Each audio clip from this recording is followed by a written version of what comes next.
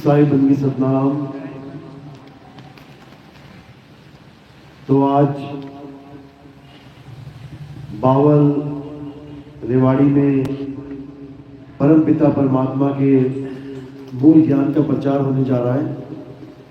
बहुत बड़े हैं भाग उन जीवों के जो अपने पूरे जीवन काल में एक बार भी मूल ज्ञान को सुन पाते हैं, और उससे भी बड़े भाग होते हैं उन जीवों के जो इस मूल ज्ञान को थोड़ा सा भी समझ पाते हैं। क्योंकि सुनना आसान है, आए बैठे एक घंटा सुन के चले गए, लेकिन इसको समझना बहुत मुश्किल है, बहुत टेढ़ी खीर है। जब तक मालिक की कृपा ना हो, परमात्मा की दया ना हो, तब तक ये ज्ञान किसी के समझ में नहीं आता, किसी के समझ में नहीं आ सकता। ये तो अरदास करते हैं मालिक से कि सब जीवों पे दया करें, और आज जो एक एक बात आपको समझाई जाएगी आपके अच्छे से समझ में आए, और इस जन्म का जो परम लक्ष्य है, क्यों ये जन्म हमें मिला है, आखिर क्या करना है इस जन्म को सफल बनाने के लिए, ये बात आपके अच्छे से समझ में आए और आप इस जन्म को सफल कर पाए, यही अरदास करते हैं परमात्मा से। तो आज का सत्संग शुरू करने से पहले मालिक के नाम पे जयकारा लगाएंगे। बोलिए परम पिता परमात्मा की, सतगुरु बंदी छोड़ कबीर साहिब की, सभी संतों की, सभी भक्तों की, आज के आनंद की, सकल हंस को बंदगी साहेब बंदगी सतनाम। तो बात चल रही है कि हमारा जन्म कैसे सफल हो, क्योंकि आपको पता है ये कोई हम पहली बार तो पैदा नहीं हुए कि आज हम पहली बार पैदा हुए जब से सृष्टि बनी है। युगों युग बीत गए, सतयुग बीत गया, त्रेता बीत गया, द्वापर बीत गया, कलयुग आ गया। कलयुग में हम आज यहां बैठे हुए ये विचार कर रहे हैं कि अब क्या करें, इस जन्म मरण से छुटकारा कैसे प्राप्त करें, और क्या सोच रहे हैं कि हम वो काम करें जो हमारे ऋषि मुनियों ने हमें बताया। क्या बताया? नाम जपो, यज्ञ करो, हवन करो, पूजा पाठ करो, कर्म कांड करो, तीर्थों में जाओ, नदियों में स्नान करो, पर्वतों के परिक्रमा करो। ये सब ज्ञान कहां से आया है? हमारे धर्म में ये सब ज्ञान कहां से आया? ऋषि मुनियों से आया। उन्होंने सतयुग में ये कहानियां सुना दी थी। शिव महापुराण, देवी भागवत महापुराण, ये पुराण वो पुराण, ये ज्ञान हमें सतयुग में बता दिया था। सतयुग में हमने ये सब किया। अगर सतयुग में ये सब करने से हमारी मुक्ति हो जाती तो हम त्रेता में ना आते।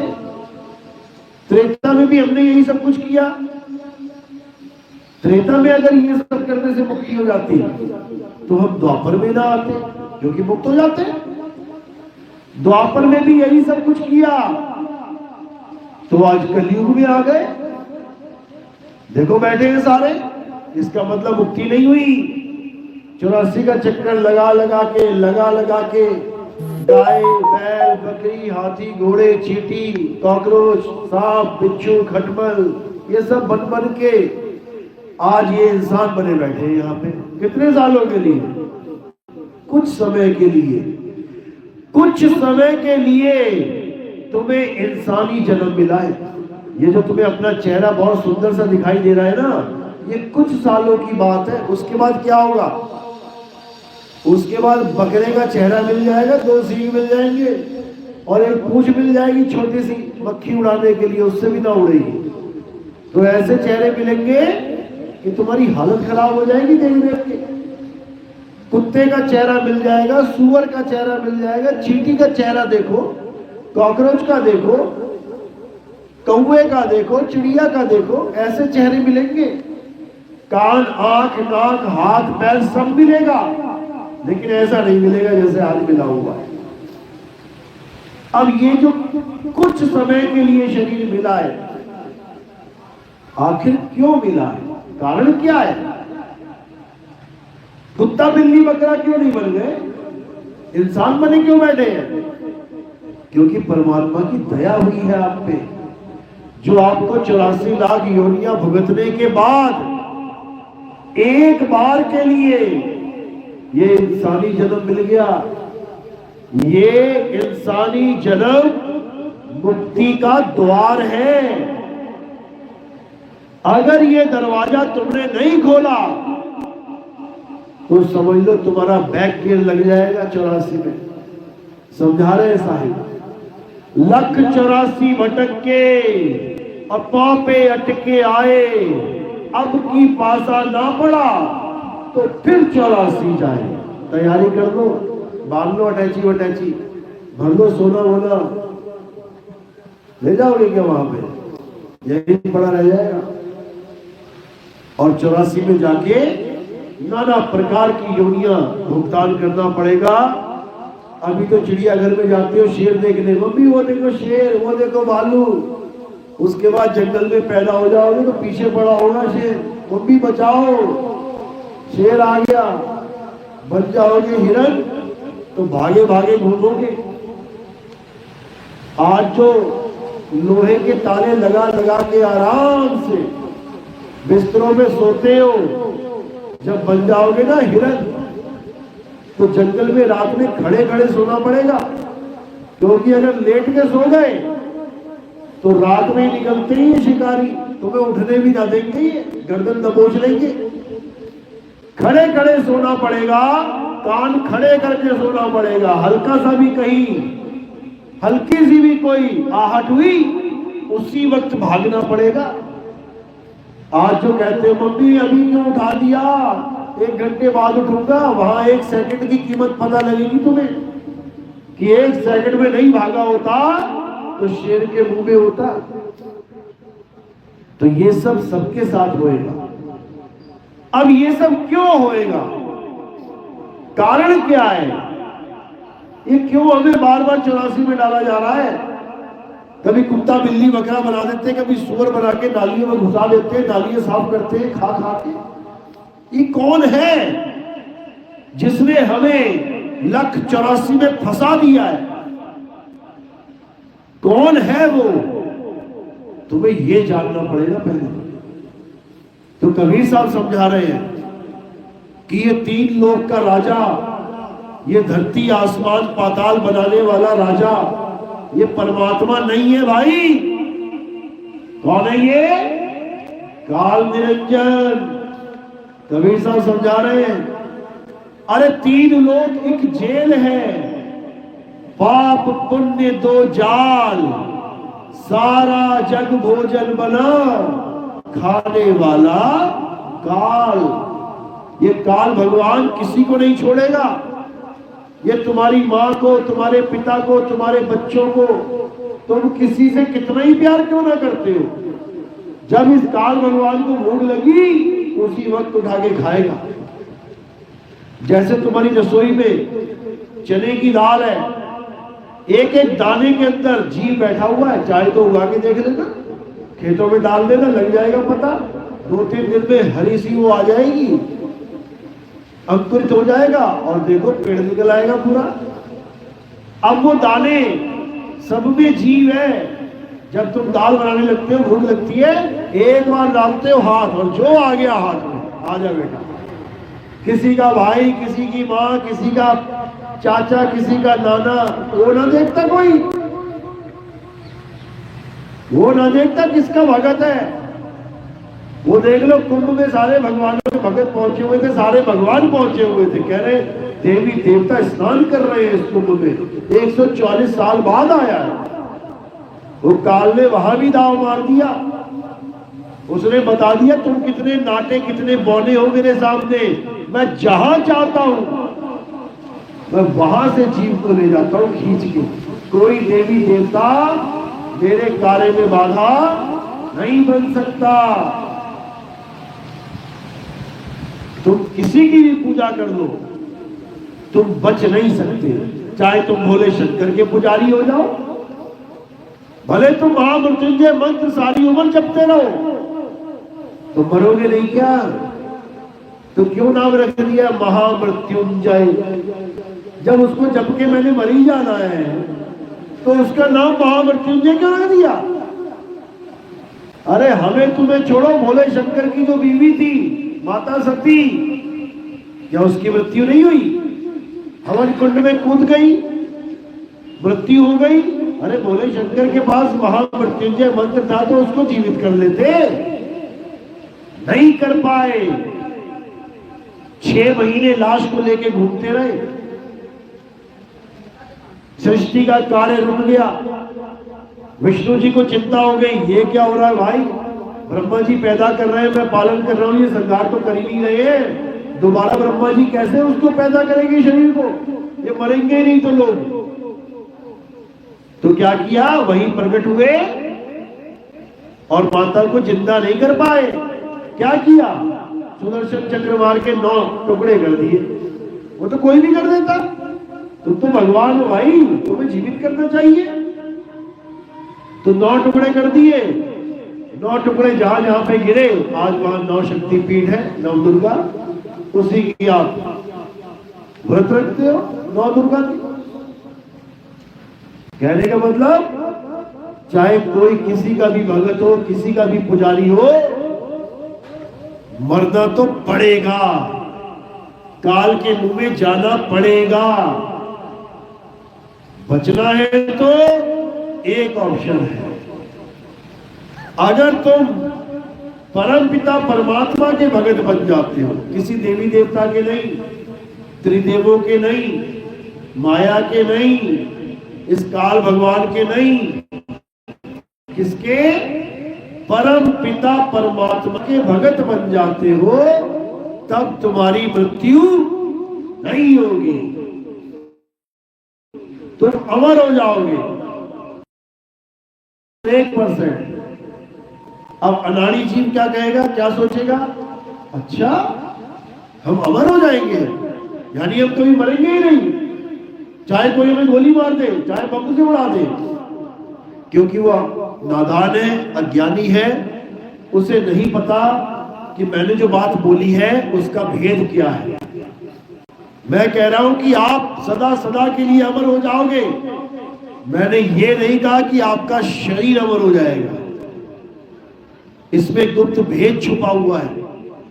आपको मैं कह रहा हूं कि आप अमर हो जाओगे, आपके शरीर को नहीं कह रहा हूं कि शरीर अमर हो जाएगा। शरीर तो मरेगा,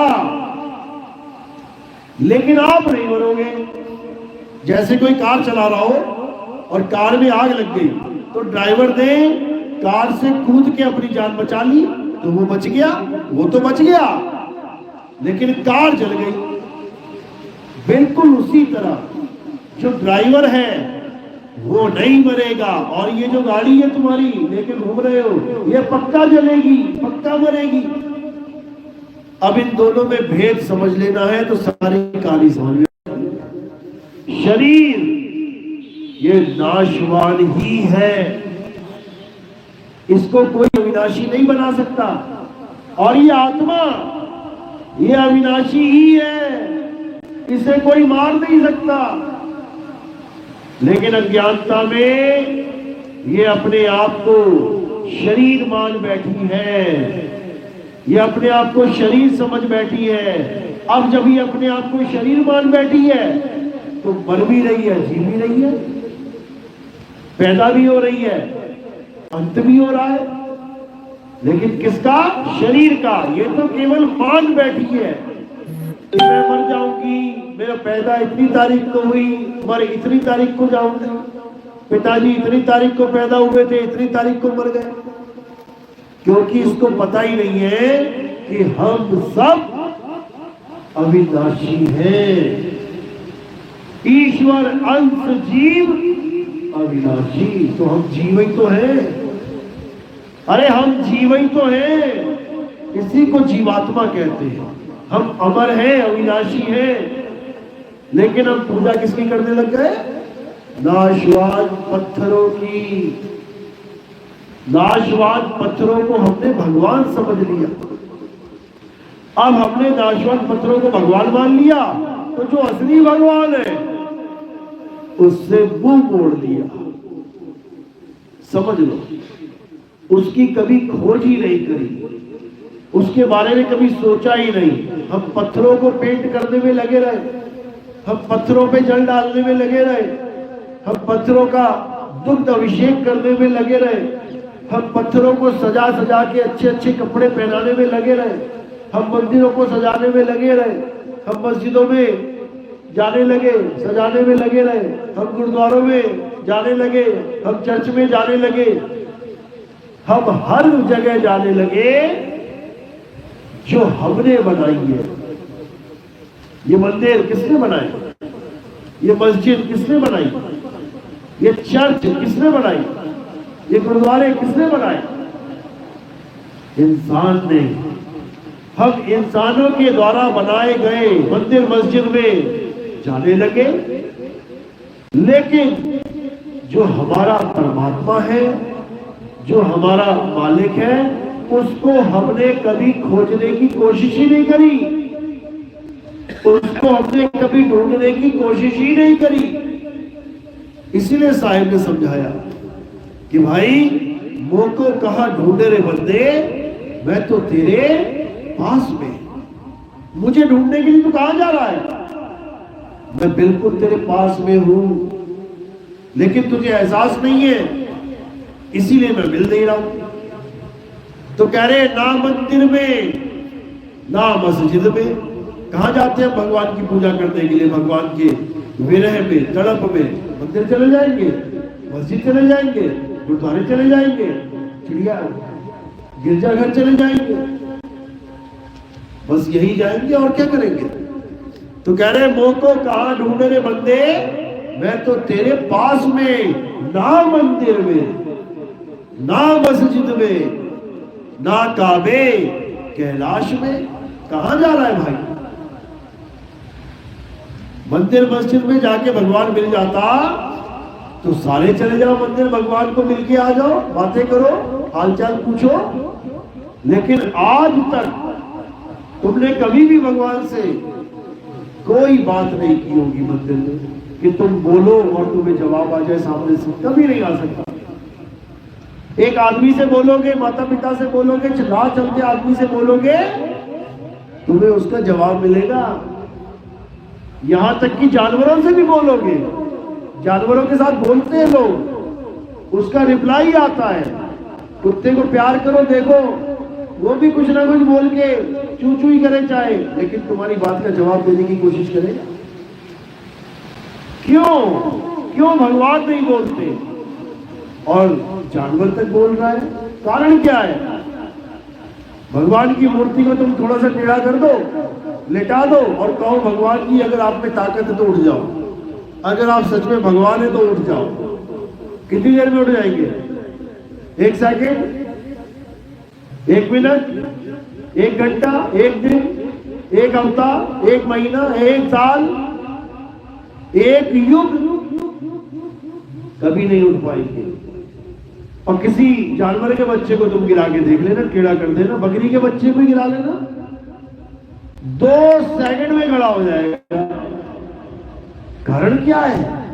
भगवान खड़ा नहीं हो पा रहा है बार बार अरदास करने पर, और बकरी के बच्चे को 2 सेकंड लगे खड़े होने में। कारण क्या है? आत्मा। बकरी के बच्चे में आत्मा है, इसलिए फटाक से खड़ा हो गया उसकी ताकत से। पत्थर में आत्मा नहीं है, इसीलिए युग लग जाएगा। युग क्या, चारों युग बीत जाएंगे, वो कभी खड़ा नहीं हो सकता, केवल आत्मा की कमी के कारण। इसी प्रकार जितनी भी ये जीव बैठे इन सब में आत्मा विराजमान है। वो बोलेंगे भी, वो हर बात का जवाब भी देंगे, वो अच्छे बुरे का समाधान भी करेंगे। तुम भगवान से लाख सवाल पूछते रहना, भगवान जी सरकारी 10,000 की या प्राइवेट 1 लाख की कौन सी करूं, अपनी बुद्धि पूरी लगा के बता देगा जवाब तुमको। बेटा ये कर ले, चाहे सरकारी चुने चाहे प्राइवेट, लेकिन जवाब जरूर मिलेगा, भगवान से नहीं मिलेगा। तो असल में भगवान कौन है? भगवान वो है जो जवाब दे रहा है। भगवान वो नहीं है जो जवाब नहीं दे पाए। समझ लो, तुम्हारे पीछे 4 कुत्ते लग गए, तुम्हारे सामने 2 ऑप्शन है। एक तो 50 फुट की मूर्ति है, सीमेंट की बढ़िया वाली, हाथ में तलवार भी पकड़ी हुई है उसने, और एक तरफ है 5 फुट का आदमी जिसने हाथ में केवल एक डंडा पकड़ा हुआ है। तुम किसकी तरफ भागोगे बचने के लिए? तलवार वाली 50 फुट की मूर्ति की तरफ या 5 फुट के आदमी की तरफ? खुद विचार कर लो। उस वक्त तुम्हारी बुद्धि अपने आप काम करने लग जाएगी। उस वक्त तुम्हें समझ में आ जाएगा, भैया ये तलवार जो है ना, ये कभी चलाएगा नहीं है, ये पकड़ ही रखी है केवल इसने, ये मुझे बचा नहीं सकता। अपने आप तुम्हारी बुद्धि सही डिसीजन लेके असली भगवान की तरफ जाना शुरू कर देगी। विवेक शक्ति, यानी तुमने सत्य असत्य का निर्णय ऑन द स्पॉट ही कर दिया कि ये सत्य है, ये असत्य है। इधर गया तो पक्का मरा, इधर गया तो पक्का बचा। बस इसी प्रकार हमने सत्य असत्य का निर्णय करते जाना है और धीरे धीरे धीरे अपने आप हम सत्य ज्ञान को प्राप्त कर लेंगे। सो हंस है मेरा, नीर छीर का करे निबेड़ा, यानी असत्य और सत्य का निबेड़ा कर दे। क्या है झूठ और क्या है सच? सच का साथ कर ले, सच का संग कर ले, झूठ को त्याग दे, बन गया सत्संगी। सत्य का संग करना ही सत्संग है, समझ लो। तो इसीलिए कबीर साहब बार बार समझा रहे हैं कि जब तक तुम्हें सतनाम यानी सच्चे नाम का भेद बताने वाला सतगुरु यानी सच्चा गुरु नहीं मिल गया, तब तक तुम्हारा कल्याण नहीं हो सकता। क्यों? क्योंकि तुम तब तक नकली नाम पकड़े रहोगे। जब तक तुम्हें सच्ची यानी असली दवाई नहीं मिली, तब तक तुम नकली दवाई खाते रहोगे। जब तक तुम्हें अच्छी क्वालिटी का कपड़ा नहीं मिल गया, तुम घटिया क्वालिटी के पहनते रहोगे। जब तक तुम्हें असली सोने के जेवर नहीं मिल गए, तब तक तुम नकली यानी पीतल के ही जेवर पहनते रहोगे। इसी प्रकार जब तक तुम्हारे पास सतनाम नहीं आ गया, उसका भेद नहीं पता लग पाया, तब तक तुम झूठे नाम, नकली नाम, कृत्रिम नाम, बनावटी नाम ही जपते रहोगे। जो इंसानों ने बनाए, जो इंसानों ने बनाए वही नाम जपते रहोगे, उससे कल्याण नहीं होगा। इसीलिए साईं समझा रहे हैं, सत्य नाम को सिमर के तर गए पतित अनेक, और तेही कारण नहीं छोड़िए सत्य नाम की टेक। कि अगर इस दुनिया में कोई पार हुआ है तो सतनाम की वजह से पार हुआ है। सतनाम का मतलब ये नहीं कि तुम सतनाम सतनाम जपने लग जाओ। सतनाम का मतलब है तुम्हारी आत्मा का ज्ञान, तुम्हारे आत्म तत्व का ज्ञान, आत्म देव का ज्ञान, जिसके द्वारा तुम्हें वो गति प्राप्त हो जाएगी कि तुम्हारा कभी ना तो जन्म होगा ना मरण होगा। यानी तुम जीते जी अमर हो जाओगे, अमर, मरोगे नहीं फिर कभी। साहिब समझा रहे हैं, हम ना मरिब, मरिब संसारा, मिला जियावन हारा। मैं नहीं मरूंगा, कभी नहीं मर सकता। क्यों? चाहकर भी नहीं मर सकता। क्यों? क्योंकि मैं अविनाशी हूं, आप अविनाशी हैं। इस दुनिया में कभी कोई मरता ही नहीं है। क्या करता है? शरीर छोड़ता है, शरीर छोड़ता है, शरीर पकड़ देता है। बस ये छोड़ना पकड़ना, छोड़ना पकड़ना, छोड़ना पकड़ना, इसी को जन्म और मृत्यु कहते हैं। समझ लो, और कुछ नहीं है जन्म मरण। शरीर को पकड़ना मां के गर्भ में जाके, और अंत समय में शरीर को छोड़ के फिर मां के गर्भ में चले जाना। बस, मरा कोई नहीं। पकड़ा, छोड़ा, फिर मां के गर्भ में। मरा कोई नहीं, फिर पकड़ा, छोड़ा मां के गर्भ में, पकड़ा, छोड़ा मां के गर्भ में। अब क्या करना है? अब छोड़ना तो है, लेकिन पकड़ना नहीं है। क्योंकि अगर दोबारा पकड़ लिया तो बेटा दोबारा छोड़ने की तैयारी करो। एक महात्मा को एक आदमी बोला मैंने सुना है महात्मा लोग, गुरु लोग सब कुछ कर सकते हैं। गुरु बोला हाँ बात तो सही है, सही सुना है। कहते महाराज अगर ये बात सही है तो कुछ ऐसा कर दो कि मैं मरूं ही ना। कहते बहुत अच्छी बात है, कर देंगे, तथास्तु। कहता अच्छा मैं नहीं मरूंगा। बोला तू कभी नहीं मरेगा, लेकिन क्योंकि तू जन्म ले चुका है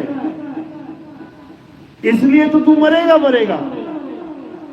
लेकिन अगली बार तेरी मौत ना हो इसलिए तू शरीर धारण ही मत करना। अब जो किया है वो तो छोड़ना ही पड़ेगा, लेकिन अगर तू मौत से बचना चाहता है तो अगली बार जन्म ही मत लेना। बस यही एक रास्ता है बचने का। तो क्या रास्ता है बचने का? हमने जन्म नहीं लेना है, मां के गर्भ में नहीं जाना है। तो फिर शरीर छोड़ने के बाद रहेंगे कहां? इसको समझना है। जब हम शरीर छोड़ेंगे तब हम अपने आत्म स्वरूप में रहेंगे। हमें किसी अन्य शरीर में रहने की जरूरत नहीं पड़ेगी। जैसे एक पानी मटके में है, वो मटके का पानी कहाँ रहता था पहले? समुद्र में। समुद्र से लेके आगे पानी मटके में रख लिया। अब पानी सोच रहा है मैं बिना मटके के रह ही नहीं सकता। हर इंसान क्या सोच रहा है? भाई बिना शरीरों के मैं नहीं रह सकता। एक शरीर छोड़ रहा है तो दूसरा पकड़ रहा है। क्यों? क्योंकि वो सोच रहा है मैं शरीरों के बिना रह ही नहीं सकता। अब उसको रहना सिखाएंगे शरीरों के बिना। कैसे रहेंगे? जैसे पानी में पानी रहता है, चारों तरफ पानी पानी है और पानी में पानी ही है। वो बूंदें समुद्र में ही रह रही है। इस प्रकार हमने परमात्मा में रहना है। ये आत्मा कहाँ जाएगी? ये जीवात्मा कहाँ जाएगी? ये पीप में समा जाएगी। तुम 4 बूंदे उठाओ समुद्र में फेंक दो, कहाँ गई? कौन से मटके में रही? समुद्र में ही लीन हो गई, समुद्र में समा गई। तो ये सुरता कहाँ समाए जाके? जो इस शरीर को चला रही है, चलाती चलाती उसे अपना स्वरूप मान बैठी है। ये कहाँ जाए? साहिब समझा रहे हैं, शब्द में जाए। ये फंसे ना मिट्टी के संसार में, सुरत फंसी संसार में, कहां से पड़ गई दूर। सुरत बांध स्थिर करो, आठों पहर हुजूर। अपने आप स्थित हो जाना है, अपने स्वरूप में स्थित हो जाना है। और हमारा स्वरूप क्या है? वही परमात्मा है। हमारा निज स्वरूप ही परमात्मा है। हमारा देह स्वरूप यही जीव है, इसी को जीव चला रहा है। तो अब आत्म स्वरूप में रमण करने की बारी है। अब अपनी आत्मा को जानने की बारी है। अब ना कहीं आना और ना कहीं जाना, रूप में रूप समाने की बारी है। अपने आप में समाओ। कैसे समाओ? जैसे कछुआ समाता है। कछुआ पानी से निकला, गांव में निकल रहा था, जा रहा था, दूर से देखा कुत्ता भागा भागा आ रहा है उसे मारने के लिए। अब कुत्ता क्या करेगा? कोई और जानवर हो, दो ऑप्शन है उसके पास, या तो तेज भागे उस कुत्ते से, या फिर मरने के लिए तैयार रहे, या तो सरेंडर कर दे। आपने देखा होगा बड़ा सा कुत्ता आता है तो छोटा वाला क्या करता है? ऐसे हो जाता है कि भैया ले मार ले, मैं तेरा ही हूं, काट ले जो काटना है, या फिर भागेगा। दो ही ऑप्शन है, या तो उसके सामने ऐसे लेट जाएगा टांगे उठा के, तगड़ा वाला आ गया ना, ले भैया हो गया काम मेरा, अब चाहे मार चाहे छोड़, अब तेरे हाथ में है, या फिर दुम दुआ और भाग उससे तेज। हर जानवर यही करेगा। केवल कछुआ एक ऐसा जानवर है जो ना तो भागेगा और ना ही उसके आगे अपनी हिम्मत त्यागेगा कि ले भैया मार ले। क्या करेगा वो अपने आप में समा जाएगा। टांगे अंदर कर लेगा, गर्दन अंदर कर देगा, पूंछ अंदर कर लेगा, कहेगा ले पकड़ सकता है तो।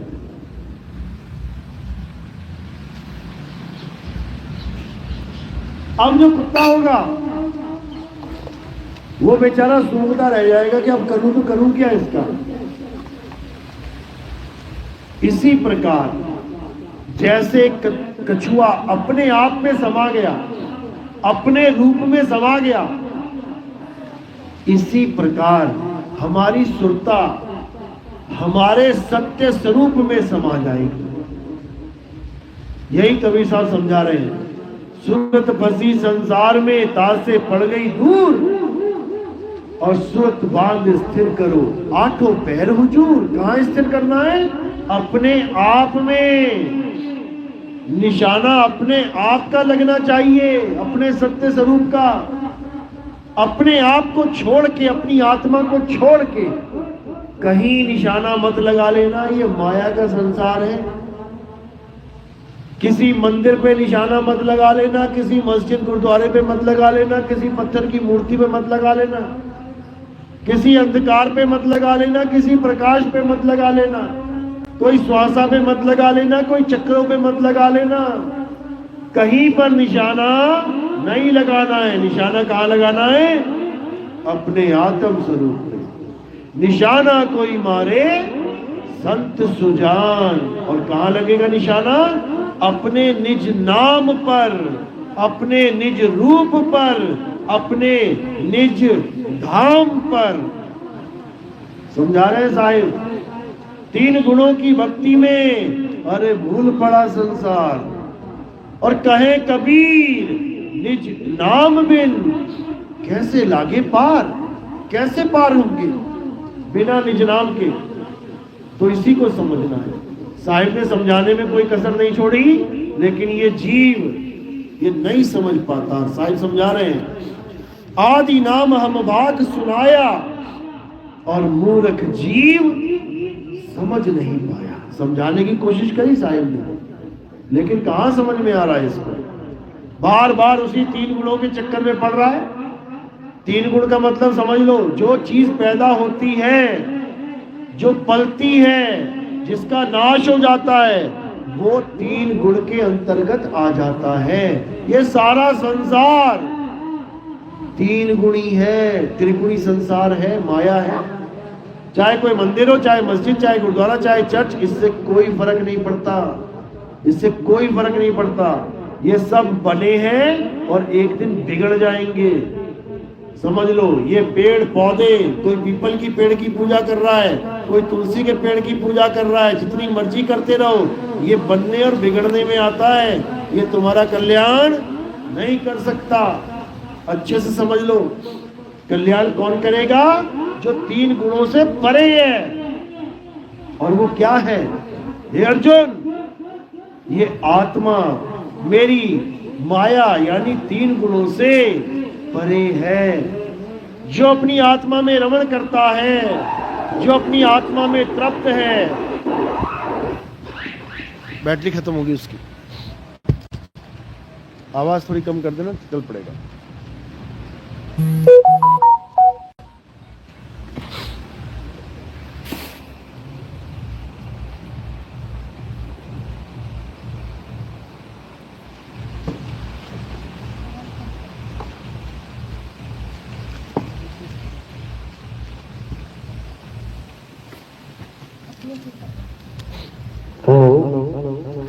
आवाज कम कर। हेलो।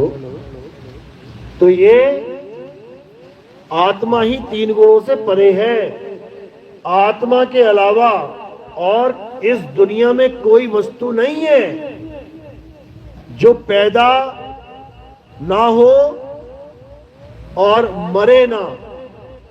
अच्छा, आत्मा ही वो वस्तु है जो पैदा नहीं होती और मरती नहीं है। बाकी जितनी वस्तुएं ये सब पैदा होती हैं और मर जाती हैं। तो जो कभी पैदा नहीं हुआ वो कभी मरेगा नहीं। इसी की महिमा गाते हुए कृष्ण जी ने गीता में बहुत समझाया कि हे अर्जुन, ये आत्मा अजन्मा है, नित्य है, शाश्वत है। ये आत्मा सत्य सनातन है। इस आत्मा को प्राप्त करना ही मनुष्य जीवन का एकमात्र लक्ष्य है। ये नाम जपना लक्ष्य नहीं है कि तुम नाम जपने में लग गए। ज्योत निरंजन ओंकार अरंकार सोहं सतनाम, कि तुम नाम जपने में लग गए। ओम कलियम हरियम शरियम सोहं, कि तुम नाम जपने में लग गए। हरे कृष्णा हरे राम अल्लाहु अकबर वाहेगुरु, कि तुम नाम जपने में लग गए। सतपुरुष अकाल मूरत शब्द स्वरूपी राम, कि तुम नाम जपने में लग गए। ओहम सोहम निरंकार, दुनिया भर के नाम जो बनते और बिगड़ते रहते हैं, जिसके लिए बोला 52 अक्षर लोक त्रय सब कुछ इन्हीं माही, ये आकर खिर जाएंगे यानी नाश हो जाएंगे। वो अक्षर इनमें नहीं, वो अक्षर रूपी आत्मा इसमें नहीं है, इन 52 अक्षरों में नहीं है, वरना ये बनते और बिगड़ते नहीं। तो अक्षर आत्मा के लिए यूज किया जाता है संतों के द्वारा। अक्षर में निअक्षर दर्शे, यानी इस आत्मा में ही परमात्मा का वास है। लेकिन अज्ञानी जीव क्या सोचते हैं कि देखो अक्षर निअक्षर एक ही है, यानी निअक्षर अक्षरों में आता है। अरे अक्षर का मतलब आत्मा है और वो निअक्षर है, इन 52 अक्षरों से परे है। गरीबदास जी कह रहे हैं 52 अक्षर लेख राम रंग हो रही हो, वो अक्षर इनमें नहीं, राम रंग हो रही हो। यानी वो आत्मा इन 52 अक्षरों में नहीं है, वो 52 से परे का सामान है। कागज कलम कलेस, कागज कलम से क्या लिखते हैं हम? अक्षर, लेकिन हम आत्मा वाला अक्षर नहीं लिख सकते कागज कलम से। हम 52 अक्षर लिख पाएंगे तो 52 अक्षर कलेस है। कागज कलम कलेस राम रंग हो रही हो, वो रहा शेष का शेष, राम रंग हो रही हो। यानी वो आत्मा रहा शेष का शेष, वो सदा बचा ही हुआ है। कहते ना इस फिल्म का शेष भाग, ब्रेक के बाद शेष भाग यानी बचा हुआ भाग, तो वो आत्मा हमेशा बची हुई है, वो खत्म नहीं होती कभी। वो रहा शेष का शेष राम रंग हो रही हो, और ये 52 अक्षर ये सब घिर जाएंगे, खत्म हो जाएंगे। इसीलिए वाणी में बोला अक्षर ज्ञान गलत है भाई, और नी अक्षर कोई जानत नहीं। जो अक्षर ज्ञान लेके बैठे हो ये सारा गलत ज्ञान है। हिंदू है तो राम राम कर रहा है, मुसलमान है तो अल्लाह अल्लाह कर रहा है, सिख है तो वाहिगुरु वाहिगुरु कर रहा है, ईसाई है तो गॉड गॉड कर रहा है। ये सारा अक्षर ज्ञान गलत है, इससे किसी जीव का कल्याण नहीं हो सकता। कल्याण किससे होगा? अरे जल में मीन प्यासी, मोहे देखते आवे हांसी, आत्म ज्ञान बिना नर भटके, कभी काबा कभी काशी। आत्म ज्ञान से हमारा कल्याण होगा, इसके अलावा सब झूठ है। बात समझ में आ रही है? किस किस के समझ में आ रही है? हाथ खड़ा करो जरा। बहुत अच्छी बात है, पूरा बावल जाग गया आज तो।